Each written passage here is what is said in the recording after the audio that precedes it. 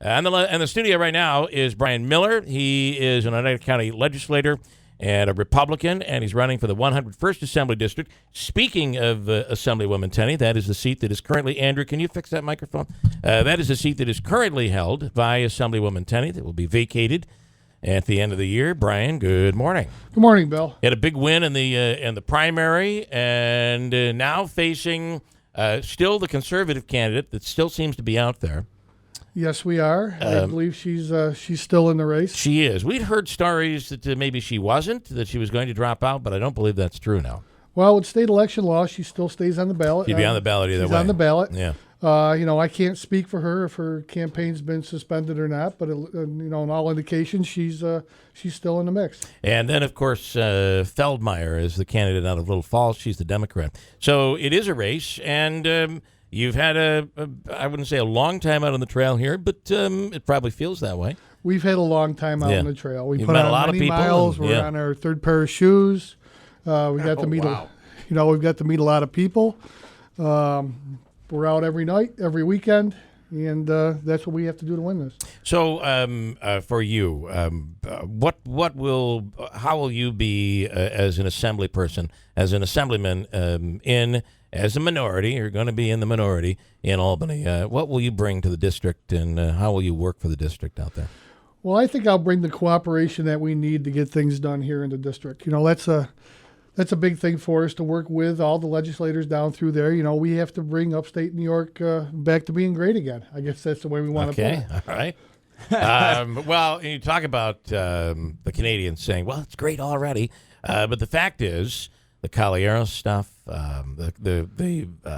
which really is scary when it comes to we're really hanging our hat on nanotechnology. I mean, that was a scary story. And, of course, he's stepped down. But corruption is a key issue, whether you like to talk about it or not. Corruption it's an issue. has just been crazy.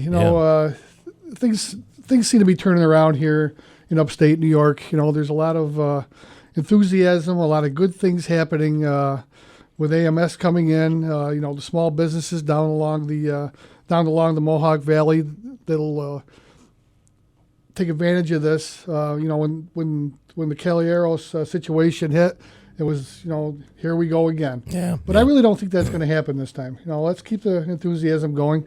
The ethics reform, it's got to happen. It seems to be happening all over the place, and I hope business doesn't shy away from us. Well, if it weren't for Preet Bharara going after these cases, we probably wouldn't be seeing this. So, if you would, what makes you different than Kelso? What makes you different than Feldmeyer?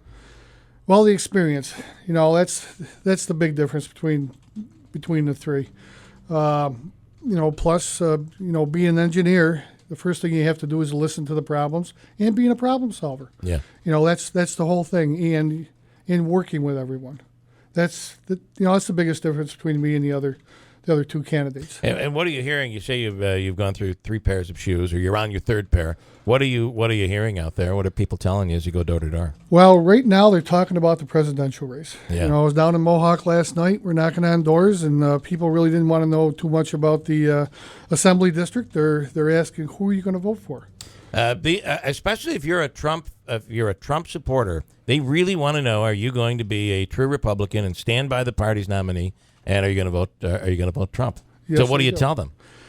I tell them, yes, I am. I'm going to vote. I'm going to stand by the party's nominee. The biggest thing with us right now is the Supreme Court nominees. Right. That's going to face changes with this nation for generations to come. I have to ask you: did the Billy Bush bus did it sway you at all? Did it make you nervous? Yeah, it made me nervous. Yeah. It was the October surprise we're all waiting for. I didn't think it was going to be that, but it hits. 2 weeks go by, you're back on track. Trump's back on track, and it seems things are going to be okay. Yeah. And you hear out on the trail comments about Hillary Clinton. It seems to be an anti-Hillary. There's an anti-Hillary movement, especially in the rural parts of the district. Upstate New York is Trump country. When you drive down through the district, there's Trump signs from Sequoia all the way down to, I was in Delaware County last week, all the way down to Delhi. Yeah. So that's has anyone talked about the congressional race? Of course, your district here is Assemblywoman Tenney's district. well, during the primaries, they talked about it a lot. Yeah. Over the last 3 weeks, it's switched over to the presidential race. Yeah. The primaries aren't being talked about, at all. I think we got our message out that the seat's open. Yeah. And I'm running for the 101st Assembly District. And that 101st is what some call a punishment district. The way they drafted and crafted that, I don't know, what does it look like? One of those Chinese lizards or a dragon? Or 7 counties and 25 towns. It's narrow, and it's all the way down to basically down to Orange County and the border. It's a tough district, and it does take a lot of driving. And you've talked about having office hours in each of the parts of the district. Well, we're going to have representation throughout the whole district, and we will need to have a satellite office down in the southern end of the district. That's very obvious to me right now. During the first part of the campaign, I thought we could do that without that, but it's definitely necessary. Yeah. I think especially it's so long. I think those people really need to feel that the representative has a vested interest in their part of the district. Well, it takes 3 hours to get there. Right. It's not like here. If somebody wants to talk to you, you can be back to the office in 15 minutes. You can go over to see them. You can meet with them. Right. If you got to meet with somebody down the southern end of the district, you're going to need somebody there to take the questions. Right. Schedule appointments and get things moving that way. Have you talked to anybody else who's given you any advice on constituents services? Very, very important when it comes to the assembly. Have you talked to anybody? Has anybody given you a little advice from the inside? Well, we've talked to Joe Griffo.